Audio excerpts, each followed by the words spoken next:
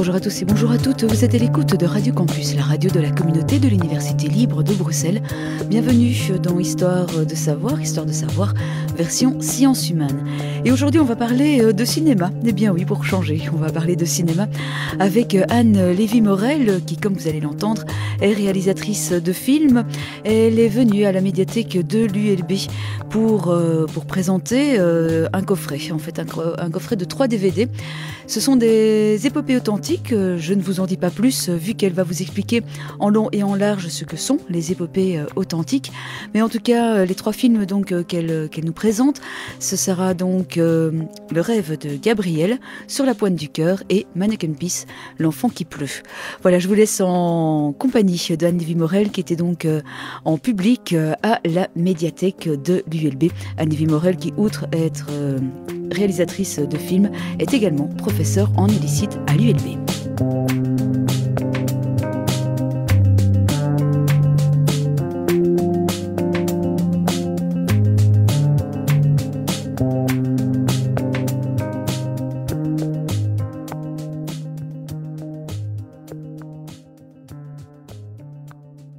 Voilà, donc Anne Lévy-Morel, bonjour et merci en tout cas d'avoir accepté de nous rejoindre ce midi et donc d'être aussi à l'écoute de Radio Campus, la radio donc de la communauté de l'Université libre de Bruxelles, vu que cette rencontre va donc être enregistrée pour être rediffusée donc sur nos ondes.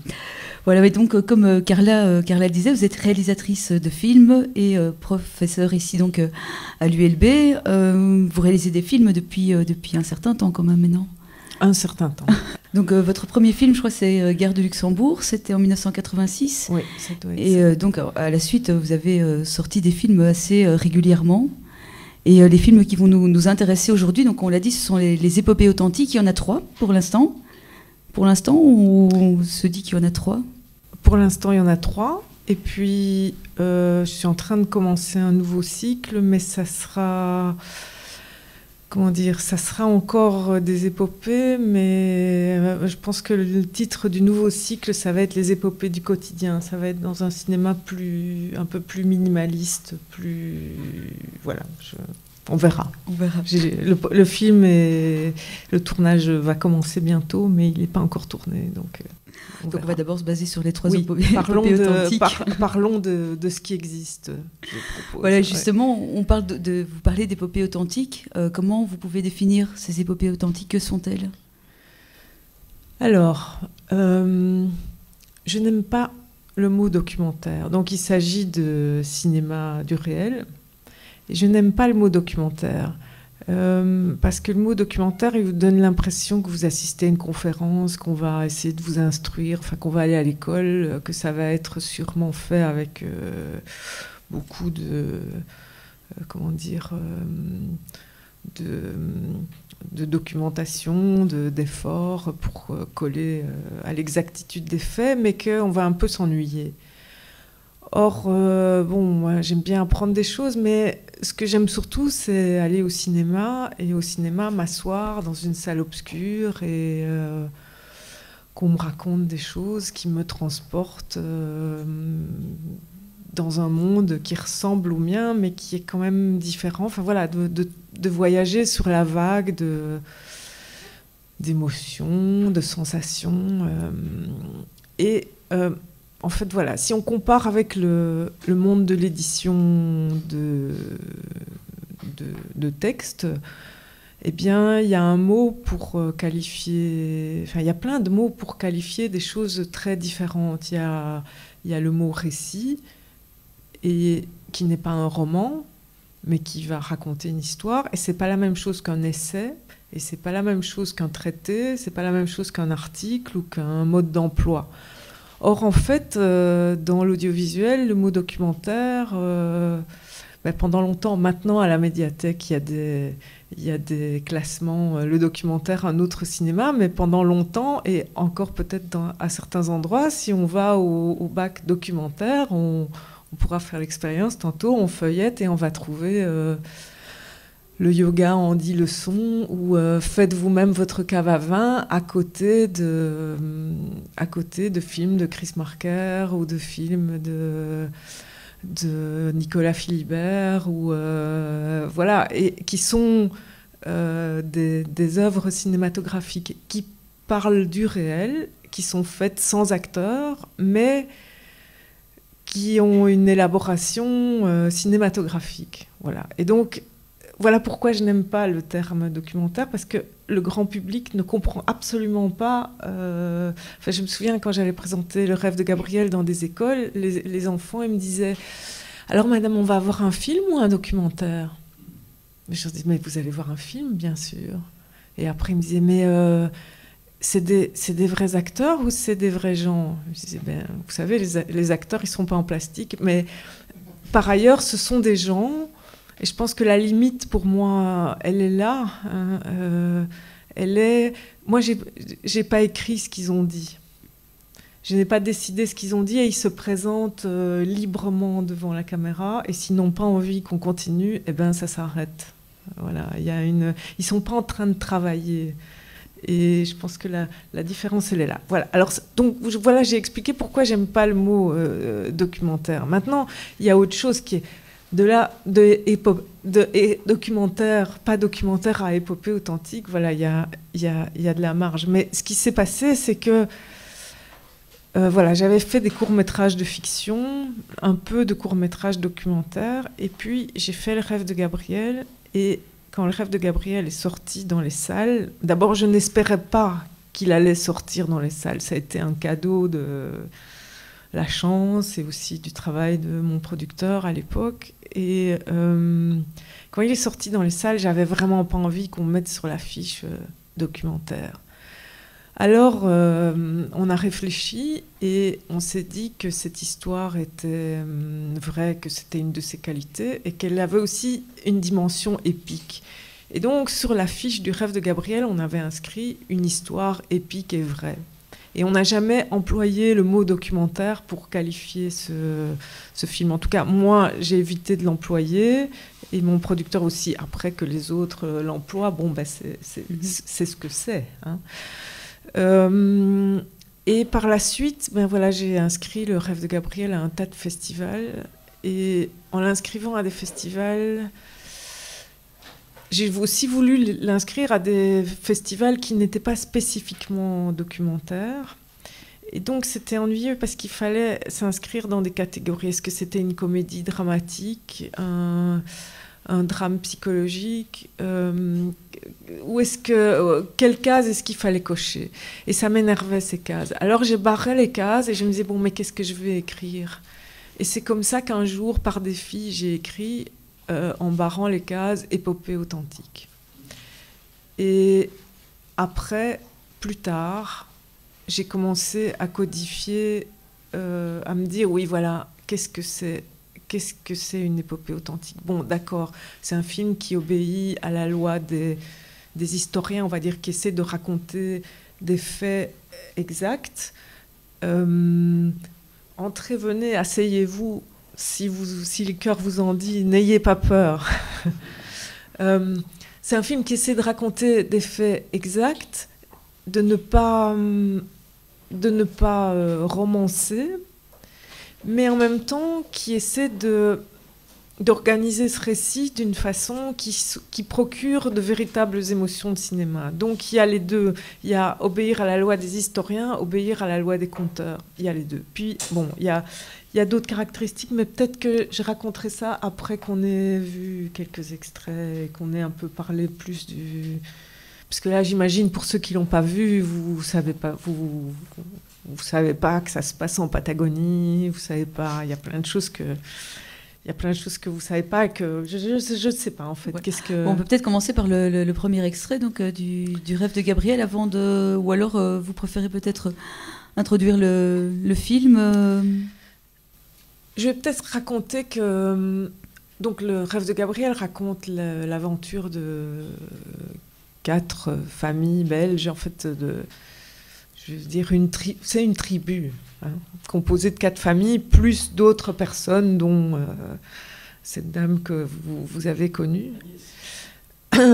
et d'autres personnes qui sont venues, soit qu'ils avaient un lien de famille, soit qui sont venus s'ajouter. Il y avait, je pense, au début, une 60aine de personnes. Donc c'était vraiment un groupe important qui ont quitté la Belgique à la fin des années 40, au début des années 50, pour aller s'installer en Patagonie. Alors, moi, au début, quand on m'a dit le mot Patagonie, j'étais même pas sûre que ça existait vraiment. Ce dont j'étais sûre, c'est que c'était loin. Loin d'où, je ne savais pas vraiment, donc cette histoire, j'en ai entendu parler, non pas en Belgique, mais en faisant une chose extrêmement dangereuse pour tout cinéaste, c'est-à-dire en prenant des vacances. Et en vacances, au Chili, j'étais dans une région du sud qu'on appelle la région des lacs, mais qui est bien au nord de Chile-Chico. On parle à peu près de 1000 km au nord de l'endroit où mes tribus là, se sont installées. Et j'étais étonnée parce qu'il y avait beaucoup d'Allemands dans cette région. Les gens me parlaient allemand, moi je ne comprenais rien du tout. Et c'était non pas des Allemands comme le cliché le veut, réfugiés nazis d'après la dernière guerre, c'était des gens qui s'étaient installés dans les années 1850 suite à des appels d'offres du gouvernement chilien pour venir, enfin, à des populations européennes pour venir remplir cette zone qui était considérée comme insuffisamment habité. Et voilà, je m'étonne de ça. Alors, on mangeait, il y avait des gens en short de cuir. Enfin, vous savez, dans les régions, c'est comme les Français du Québec, ils gardent des traditions qui n'ont plus cours en France depuis longtemps. Donc, ils étaient en short de cuir. Enfin, il y en avait qui étaient en short de cuir. On mangeait des kuchen formidables. Il y avait vraiment, il y a des endroits où on se serait cru en Bavière ou quelque chose comme ça. Alors, je recommande ça à un ami à Santiago et il me dit, mais tu sais, plus au sud, bien plus au sud que ça, il y a un village de Belges. Je dis, bon, il y a des Belges partout. Et voilà, l'histoire aurait pu s'arrêter là, puis il se trouve que plusieurs personnes m'ont reparlé de ce village des Belges, que je suis tombée dans une librairie sur un livre en français publié à compte d'auteur par un des patriarches de la colonie qui avait écrit ses souvenirs. Alors, j'ai acheté ce livre. C'était dans un magasin, une de ces épiceries de campagne du sud du Chili où on peut trouver un soutien-gorge, une guitare, un réchaud à gaz et pourquoi pas un livre en français. Donc voilà, j'ai acheté ce livre. Et le livre racontait surtout des histoires de transport, des histoires d'installation. C'était vu par un ingénieur et donc il parlait peu des gens, il parlait beaucoup des voitures, des machines et des problèmes techniques. Il parlait un petit peu des gens aussi. Et ce livre m'a été très très utile, qui est écrit par Paul de Smet-Dolbeek, qui s'appelle Un grain de folie. Il m'a été très très utile pour un peu... Il y avait à la fin une série d'arbres généalogiques de quelles familles, qui composaient les familles, quelles étaient les générations, comment s'appelaient les enfants, les petits-enfants, les arrière-petits-enfants, et grosso modo, qui vivait sur quel continent. Et par la suite, quand j'ai commencé à chercher les uns et les autres, ce livre m'a été très très utile pour savoir qui cherchait et où chercher les personnes. Mais bon, à ce stade-là, j'étais en vacances, moi, la dernière des choses que je voulais, c'était revenir avec un projet de film. En plus, à l'époque, moi, j'avais pas de prétention dans le cinéma documentaire. Je voulais faire du cinéma de fiction. J'avais un projet de fiction que j'étais en train d'écrire, que je pense même que j'avais fini d'écrire, que je n'ai jamais fait. Mais ça, c'est une autre affaire. Et donc, je voulais pas entendre parler d'aller tourner un film, en plus si loin de chez moi. Exploration du monde, c'est pas mon truc. Je voulais pas d'exotisme, rien de tout ça. Et puis, un ami d'amis, caméraman à la télévision chilienne, me dit que ça serait bien, que lui il a filmé ces Belges dans le cadre d'un autre programme et que ce serait bien de faire quelque chose de plus développé, que c'est une très belle région. Bref, il me montre les images qu'il avait faites et puis je bois, au Chili on boit un apéritif qui s'appelle le pisco sour, c'est très très bon, ça se boit comme de la limonade et puis après 3 pisco sour vous ne pouvez plus vous lever et vous promettez un tas de choses que vous ne devriez pas promettre. Et donc me voilà promettant de chercher de l'argent en Belgique pour faire un film ensemble avec ce caméraman que je connais à peine en fait et dont je vais découvrir qu'on ne fait pas du tout le même métier parce que lui il fait un film et ça lui prend 1 semaine, moi ça me prend 3 ans donc, et puis je promets que je vais chercher de l'argent en Belgique et je promets que je vais essayer de savoir ce que sont devenus ceux qui sont rentrés en Belgique. When you die, you're gonna regret the things you don't do. You think you're queer? I'm gonna tell you something, we're all queer. You think you're a thief? So what?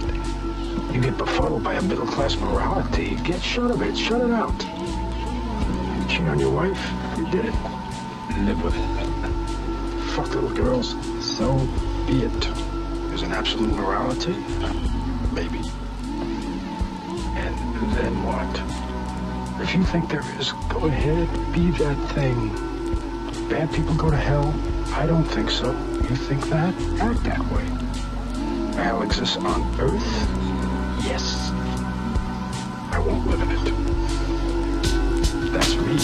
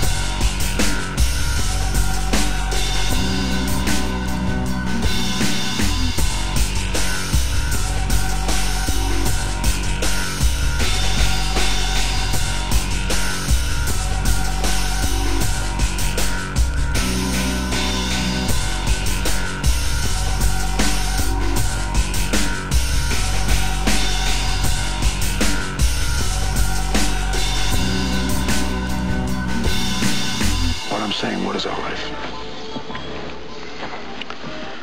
Our life is looking forward or it's looking back. That's it.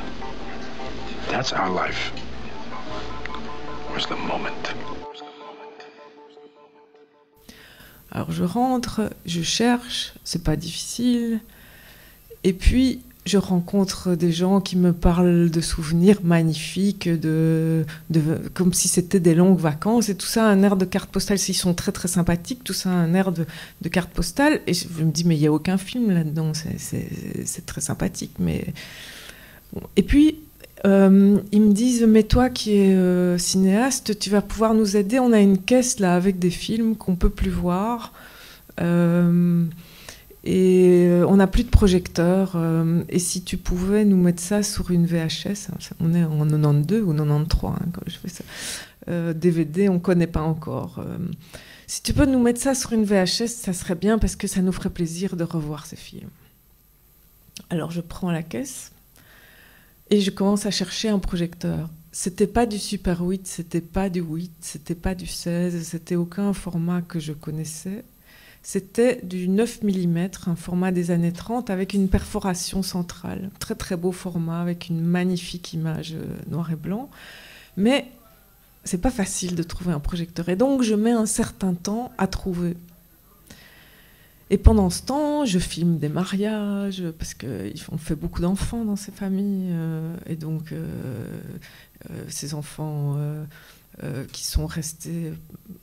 pour certains d'entre eux, de bons catholiques se marient dans la tradition. Et donc, je filme des mariages. Et donc, je les vois régulièrement. Je dis, oui, je suis toujours en train... Ne vous inquiétez pas, j'ai vos films, j'en prends le plus grand soin. Je suis toujours en train de chercher un projecteur. Je n'ai pas trouvé pour l'instant. Et un jour, je trouve un projecteur. Et je mets ce projecteur chez moi, sur ma planche à repasser. Et je me prends le premier film qui vient dans la caisse, je charge le projecteur et voilà ce que je vois. On va pouvoir allumer le... Voilà ce que je vois.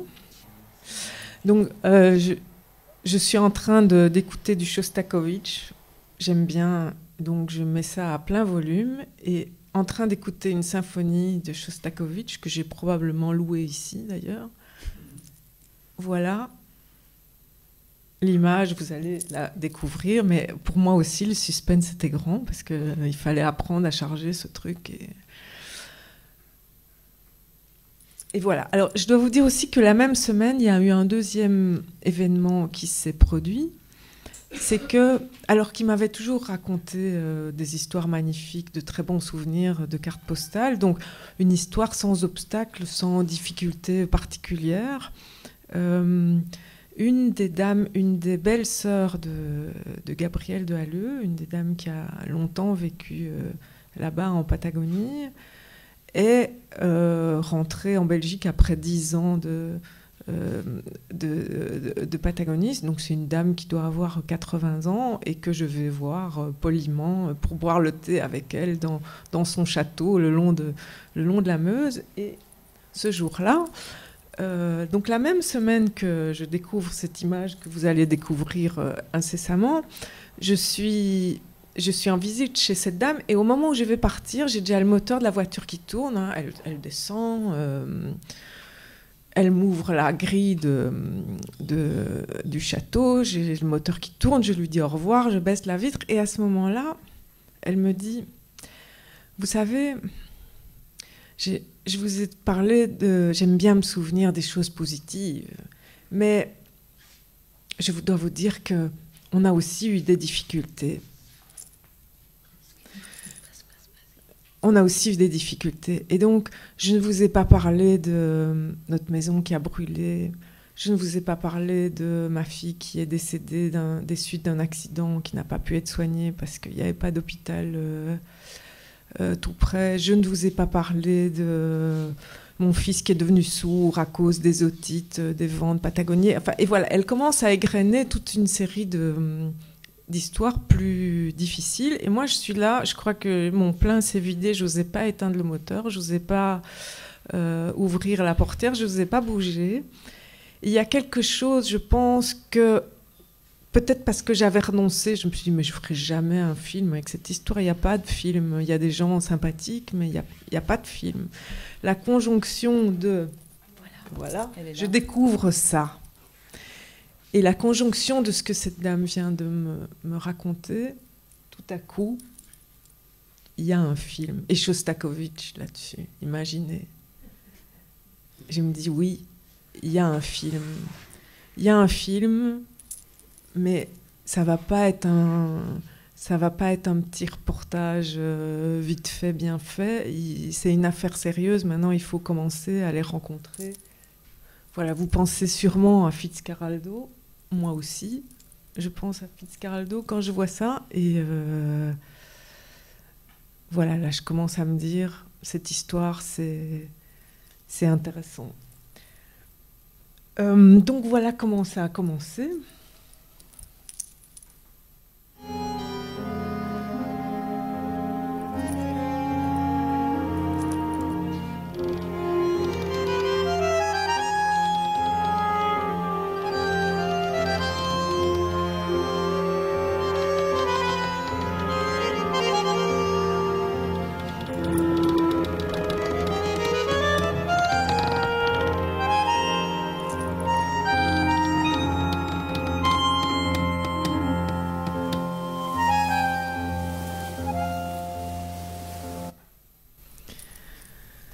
Voilà.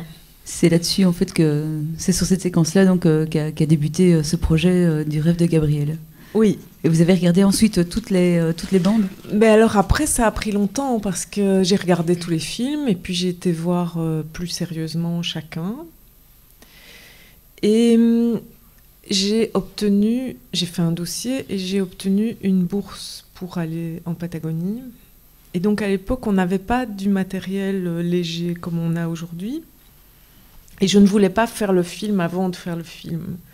Donc au lieu de partir avec une caméra, je suis partie avec du matériel son. Donc à l'époque, ça voulait dire surtout des pieds de micro qui étaient lourds, des câbles qui étaient lourds, des bons micros qui étaient assez lourds.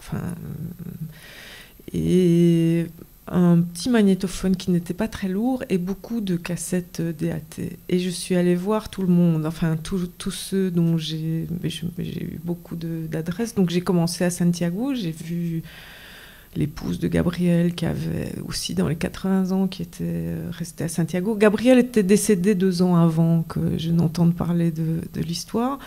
Mais Gabriel avait lui eu 11 enfants. Son beau-frère et sa sœur en avaient eu 9 ou 10 aussi. Les autres familles, la famille du médecin qui les accompagnait, je crois, avait 10 enfants. Enfin, c'était la moyenne. Donc ces gens eux-mêmes avaient eu des enfants, dont certains avaient déjà des enfants. Voilà. Donc ça faisait du monde à voir. Et j'ai fait des enregistrements de témoignages que je voulais pouvoir utiliser dans le film. Donc il fallait qu'ils soient d'une bonne qualité. Et alors j'ai un peu... Après, ils étaient étonnés. Hein, donc il y a des endroits, après j'ai été comme ça de ville en ville vers le sud. Et ceux de Patagonie, ils étaient vraiment étonnés. D'abord, il y avait plein de Belges qui venaient là en vacances. Et donc moi, je crois que j'étais vue au début comme une espèce de pique-assiette sympathique, mais que l'idée du film, ils n'y ont pas cru du tout. Hein. Et puis je me souviens qu'un des fils m'a dit « Oui, mais tu es sympa avec ton idée de film, mais qui ça va intéresser bon. Et peu à peu, ils ont commencé... C'est pas des familles où on parle. On mord sur sa chic, et quand on a des difficultés, on mord sur sa chic, et on ne se dit pas les choses qui sont difficiles, on ne se les dit peut-être même pas à soi-même, et c'est comme ça qu'on tient le coup. Et puis voilà, là il y avait quelqu'un qui était disponible pour écouter ce qui venait, et ça a mis du temps, mais peu à peu, les choses ont commencé à se donner. Et le fait d'avoir ce matériau sonore qui, à certains endroits, les gens disaient vraiment des choses magnifiques, ça a donné des caractéristiques qui sont devenues les caractéristiques d'une épopée. En fait, voilà. Moi, j'ai fait des études classiques. J'ai lu l'Iliade, l'Odyssée, pas complètement en grec, mais enfin une partie quand même. Hein. J'ai adoré ça. Et donc les histoires, le côté qui est de l'oralité dans un film, pour moi c'est important. Je considère que la parole c'est un instrument cinématographique au même titre que l'image. Et cette parole qui commençait à sortir était vraiment très belle. Bon, pas partout. Enfin, voilà, ça c'est l'écriture documentaire aussi. On peut faire un entretien d'une heure et puis vous en savez quelque chose, ne gardez que 2 minutes et mettre ça dans l'ordre où... Donc il y avait une dimension orale, il y avait une dimension collective parce que ces familles, ils avaient vécu ça... Bon, le patriarche qui avait fait le choix de partir, bon, il ne l'avait pas fait tout seul, hein, ça comme j'ai découvert peu à peu. Il ne l'avait pas fait tout seul. Ils étaient nombreux et il y avait quelque chose de passionnant dans le fait d'avoir un patchwork où un racontait d'une façon et un autre d'une autre façon. Et donc, assembler ces voix, c'était intéressant. Et après, plus tard, quand j'ai commencé à me dire, bon, qu'est-ce qui caractérise une épopée authentique, je me suis dit, voilà, c'est une histoire qui a eu lieu, qui n'est pas en train d'avoir lieu. Elle a eu lieu. Il y a des documentaires qui racontent des histoires qui sont en train d'avoir lieu. Ce n'est pas le cas pour ces 3 épopées qui sont dans le coffret. Elle a eu lieu. Elle est portée par une parole collective qui va en contrepoint d'une image. Et aussi, c'est des histoires qui dépassent la mesure ordinaire. Bon, ce n'est pas ordinaire quand on a les moyens, puisque ce n'étaient pas des émigrants à la valise, hein, c'était des gens qui, sans être richissimes, étaient bien dans leurs papiers et qui ont vendu tout ce qu'ils avaient pour partir en Patagonie. L'historienne Anne Morelli, qui travaille ici en face, dans ses études sur l'immigration, a toujours fait remarquer qu'on ne part pas de chez soi, on ne se déracine pas sans qu'il y ait une bonne raison, sans qu'il y ait... Enfin, personne ne va ailleurs comme ça, juste par plaisir. Donc si ce n'est pas une raison économique, c'est qu'il y a une raison. Alors, il faut se dire qu'après la Seconde Guerre mondiale, plein de gens ont quitté la Belgique pour aller soit au Congo, soit au Canada, soit en Afrique du Sud. Bon, il y en a moins qui sont allés en Patagonie, mais il y en a eu. C'était pas une destination ordinaire. Il y avait des raisons à ce qu'ils aillent là, qui étaient donc un des beaux-frères de Gabriel. En fait, une des sœurs est-ce que c'était de Gabriel ou est-ce que c'était de son épouse? Je crois que c'était de son épouse, avait épousé un diplomate chilien qui était rentré dans son pays. Et c'est lui qui un jour a écrit vous savez, le gouvernement chilien donne des concessions de 10 000 hectares à tous ceux qui ont envie de venir s'installer et de travailler. Bon, 10 000 hectares, pour des Belges, ça paraît énorme.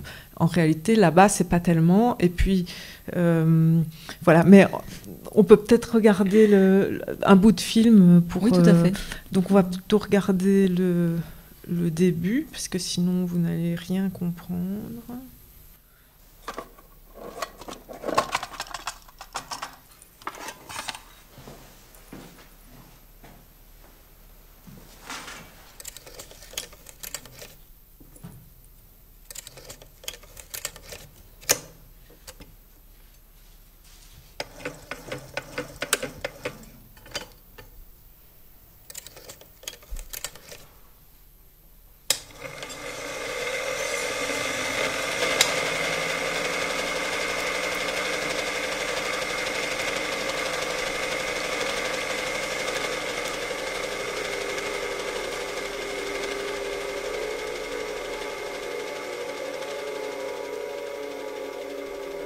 Il était une fois, dans un monde aujourd'hui disparu, le monde à la fois chic et sévère d'avant 1940, il était une fois un homme, Gabriel.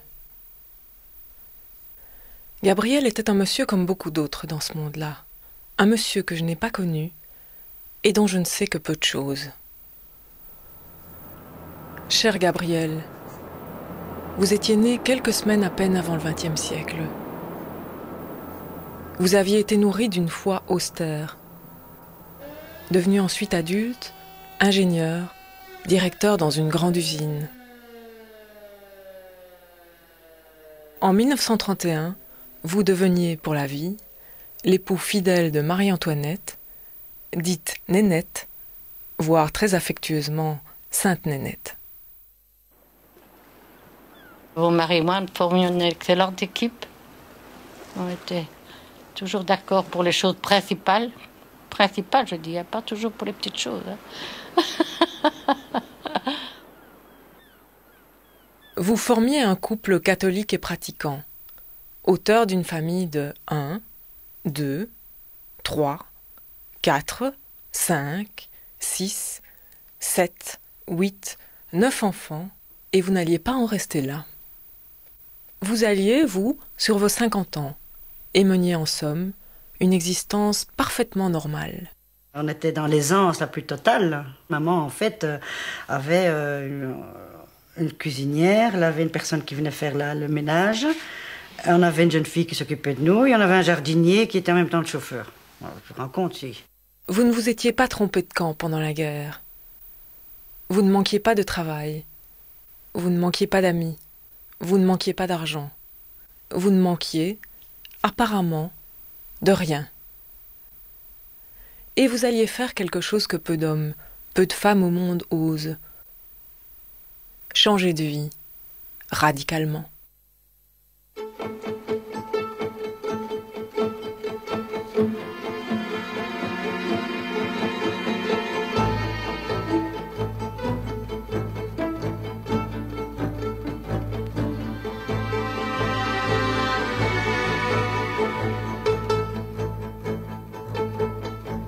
Enfants secrètement recelés dans nos cœurs d'adultes raisonnables, vous qui rêvez de jouer au train électrique grandeur nature, vous qui savez, parfois sans savoir que vous savez, qu'il n'est pas impossible de tenir entre vos mains le volant de ce train-là, écoutez bien cette histoire, elle est pour nous.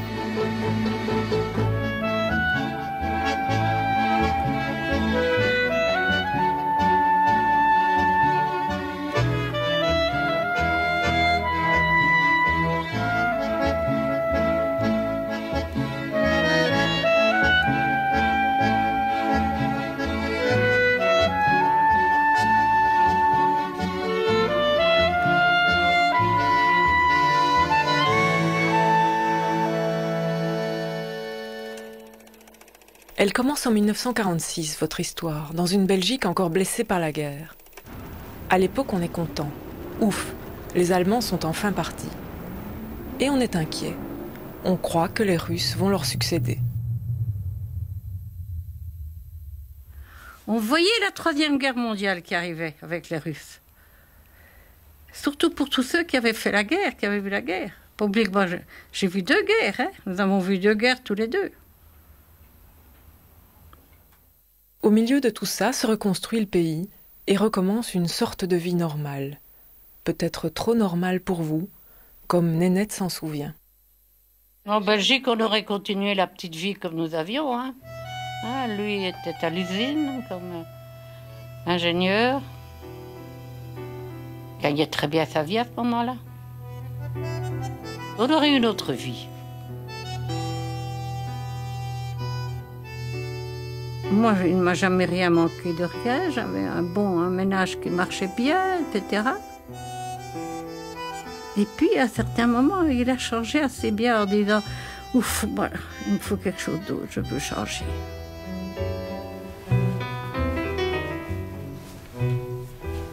Je ne sais pas. Je crois qu'il en avait ras-le-bol de la vie qu'il avait. Une vie trop ordonnée, une vie beaucoup trop...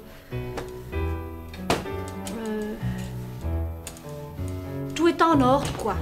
Ton chemin est tracé, tu n'as qu'à le suivre et puis c'est tout. Ton chemin, il est là, c'est comme sur des rails d'un train, et puis il n'a qu'à suivre, hein, quel est le problème? Je crois que lui, il a envoyé tout au diable, quoi. C'est un peu sa crise d'adolescence, quoi. Il ne manque alors que l'occasion. Et celle-ci va venir d'Amérique du Sud, en 1947, sous les traits d'un parent par alliance, chilien, qui raconte, sans se douter de ce qu'il va provoquer, que le gouvernement de son pays attribue d'énormes concessions de terre dans l'extrême sud, un peu au nord de la Terre de Feu, à tous ceux qui ont le courage de venir y habiter. Et dans la conversation, il a dit, nous donnons 10 000 hectares à tous les colons qui veulent venir. Et cette phrase est tombée comme ça, et Marie-Paul, ma sœur, me l'a écrite. Et ça, c'est pas tombé dans l'oreille d'un sourd.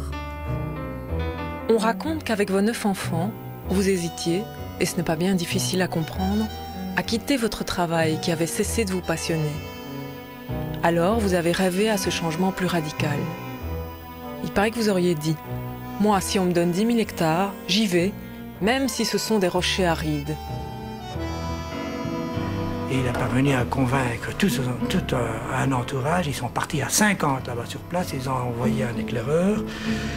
Et ils ont décidé de partir à un endroit, mais c'était vraiment... On n'aurait pas pu choisir un endroit plus isolé, plus lointain, plus aride que vraiment le fin fond de la Patagonie.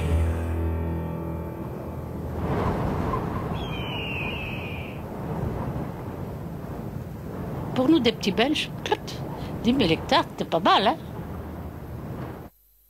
Donc ils disent quand même, le fin fond de la Patagonie, un lieu aride, on n'aurait pas pu imaginer pire, et finalement ils sont restés... C'est l'histoire du film. Mais c'est ça, en fait, ce qui m'a intéressé, j'en ai pris conscience assez vite. La chose originale, c'était pas tellement pourquoi ils étaient partis, mais qu'est-ce qui avait fait que lui, en tout cas, était resté. Et c'était bien plus mystérieux et bien plus intéressant. Et parce que voilà, pourquoi ils étaient partis, il y avait un côté plus dramatique, alors que quelle force les a fait rester, avait un côté au contraire épique. Mais ça, c'était pas encore, j'avais pas encore cette notion-là de façon